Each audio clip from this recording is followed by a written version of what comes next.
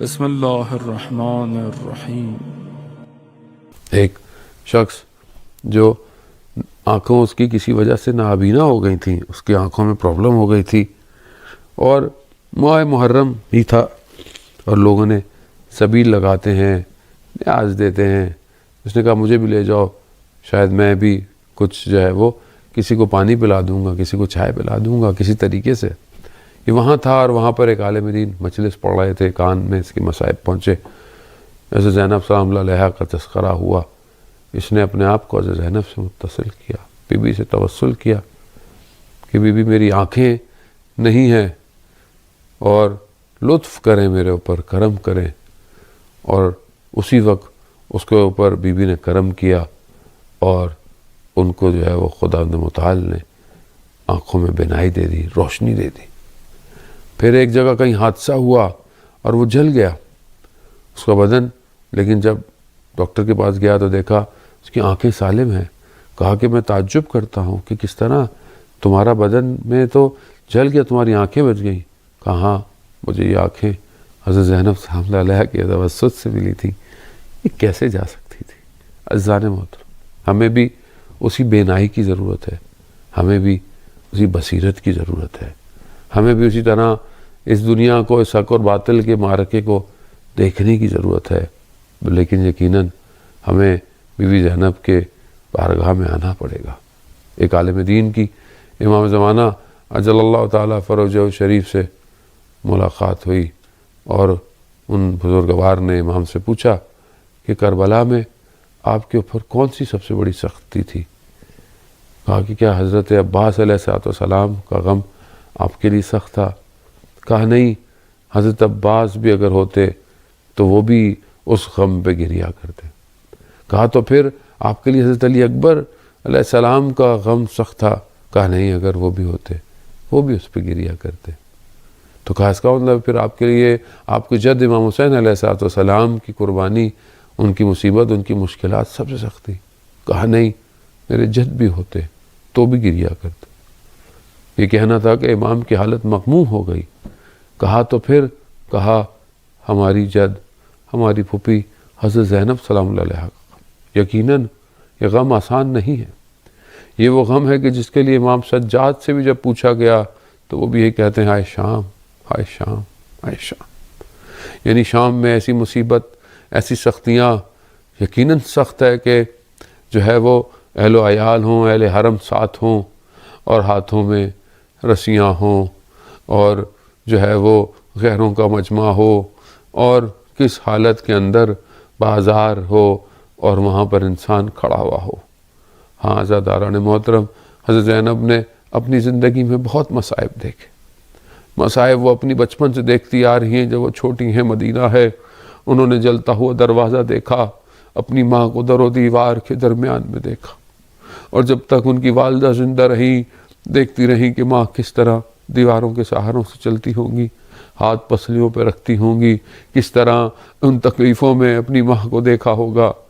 پھر ایک رات آئی کہ جب اپنی ماں کے جنازے کو دیکھا، وقت گزر گیا، اور پھر کوفہ میں اپنے بابا کے بدن کو دیکھا کہ ماتھے پر زرد رومال ہے، اور باپ کے اس جنازے کو کوفہ کے اس حالات میں دیکھا۔ مدینہ میں اپنے بھائی امام حسن کے بدن اور ان کے بدن کے ٹکڑوں کو تشت میں دیکھا، اور وہ سب سے بڑی مصیبت لا یوم قحب عبداللہ، روز عاشورہ دے آئی، دیکھا حضرت علی اکبر گئے، اون محمد گئے، قاسم گئے، اور حضرت عباس بھی چلے گئے، حضرت علی اصغر بھی چلے گئے۔ آخری وقت آیا کہ دیکھا جو بھائی چند دن کا بھوکھا اور پیاسا اور اپنے جگر پر علی اکبر علی اصغر کے داغ لیے ہوئے ہے، ماتھے زخمی ہیں، حالت اس طرح کی ہے، اور اپنی بہن کے خیموں میں آخری وداع کرنے آئے۔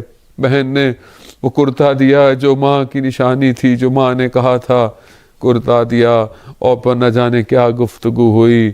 جب خیموں سے وداع ہوئے، بہن جانتی ہے کہ اب یہ بھائی واپس نہیں آئے گا، یہ اب گیا، یہ میری ماں کی آخری نشانی اب جا رہی ہے۔ ہاں زاداران محترم بی بی زینب پیچھے پیچھے چلنا شروع ہوئیں۔ اس کیفیت کو ہم بیان نہیں کر سکتے کہ کس طرح بھائی بہن ایک دوسرے سے الگ ہو رہے ہیں۔ یہ فراق کیسا فراق ہے۔ وہیں پر جب امام نے مڑ کر دیکھا تو آواز آ رہی ہے، مہلن مہلن یا ابن زہرا، میرے زہرا کے لال آہستہ چلو۔ میرے مولا نے دیکھا، کہا بہن ابھی تو آپ سے مل کر آیا ہوں۔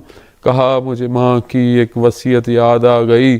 علماء کہتے ہیں کہ ماں کا نام سننا تھا۔ امام نیچے آئے اور بہن نے تیت الحنا کٹایا، مامے کا گردن پر بوسے دیے۔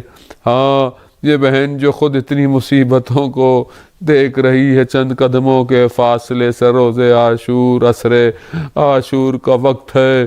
امام حسین جو ہے وہ کربلا کی سرزمین پر ہیں اور شمر ان کے سینے پر بیٹھا کند خنجر سے اتنی ضربتیں لگا رہا ہے۔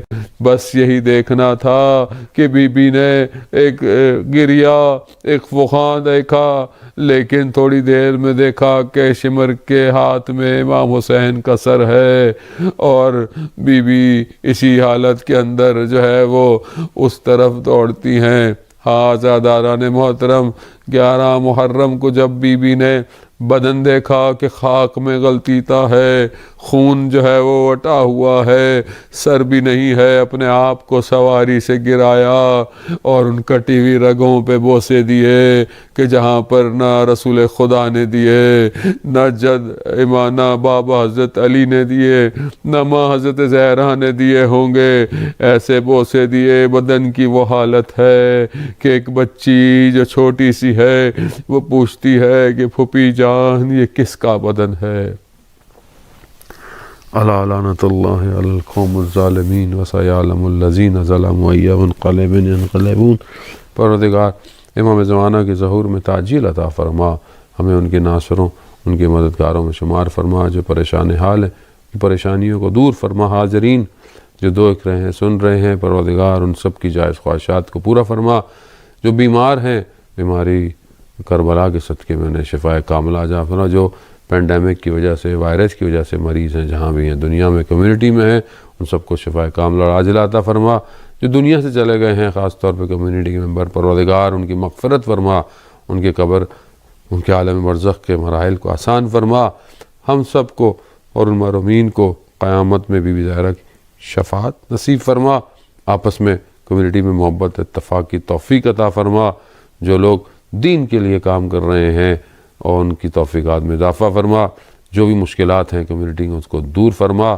پروردگار تجھے واسطہ محمد و آل محمد کا، ہم خطا کار ہیں، گناہ گار ہیں۔ اس مہینے کے صدقے میں جو بہترین مہینہ ہے، ہمارے گناہوں کی معافی فرما۔ ہمیں اس مہینے میں بہترین اعمال کرنے کی توفیق عطا فرما۔ ہمیں حج عمرہ اور زیارات کی توفیق عطا فرما۔ اللہم ارزقنا زیارت الحسین فی الدنیا و شفاعتہ فی الآخرہ۔ صلوات بھیج محمد و آل محمد۔ اللہم صلی علی محمد و آل محمد وعجل فرجہ۔